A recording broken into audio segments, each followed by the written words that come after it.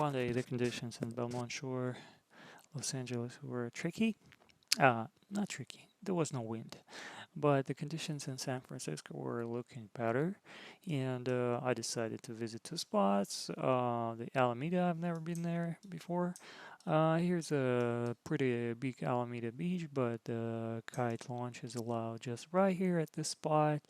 Um, yeah, and the wind did not pick up on Saturday. It was like 5 knots for the whole day. I was sitting on the beach and doing nothing but enjoyed it. And then next day I drove from there to Crissy Field. It's actually took like maybe about 40 minutes to get from the Alameda Beach to the Crissy Field Beach. And the Crucifield Beach, I wanted to try foiling because the forecast was pretty much same as Alameda. So, but the risk of this, like getting the same not reliable conditions, was pretty high. So I tried the foil, but the foil actually didn't work because in the beginning of the day the conditions were not enjoyable for the foil for me. So like I switched to twin tip and I decided to give it a try, but. So here is the obstacles, the problems I've faced with. So the wind direction really matters here. So when it blows like side shore, side slightly side offshore, it creates some problem on this spot. So this is the kite launch area on the Crissy field. And when the wind blows like side shore, slightly offshore, it blows from this direction, right? Like that.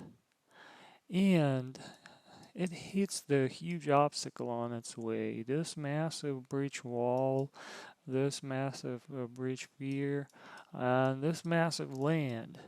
And as we can expect, these things create a huge wind shadow out here, which makes it really hard and challenging for getting back to the beach, right? So when you want to make to the beach, you hit the shadow, you can lose the kite, and then you might have a not enjoyable swim because the distance is pretty big, and if you lose the kite, you never know like where how strong the current is. Usually it's pretty strong, and just because you're in the shadow, you cannot relaunch the kite, and you might get dragged like to the Alcatraz or into the ocean. You don't never know. Like depends on the current, whatever, and the wind. So, but the problem was like if it's a shadow, you cannot make it back to the beach, right? You're gonna end up somewhere where you're gonna find a lot of fun, but too much fun was not in my plans because it's 7 hours drive same day back home. So, but I wanted to try it because I drove there and I wanted to enjoy it. So, mm, um, the strategy was for me like if it's a shadow, I was going to try to feel where the edge of the shadow is and try to follow the edge of the shadow until I get further from the land where the wind gets more stable and I can make it back to the beach, right? Through the when through the more stable wind. If I'm lucky, if I'm not lucky, I was ready to like have more adventures like that. But yeah, I arrived where did it arrive? Yeah, I arrived on the parking lot right here. Um, boom. And was ready to have fun.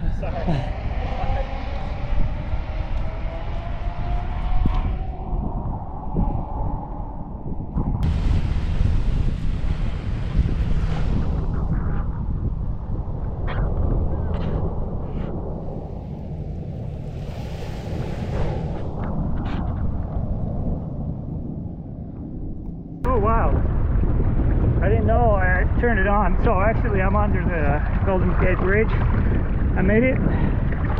Now it's time to have some fun and try to survive going back, as it's in the shadow. The landing is in the shadow. It's probably going to be really hard to get back, or I can not make it at all. Let's go.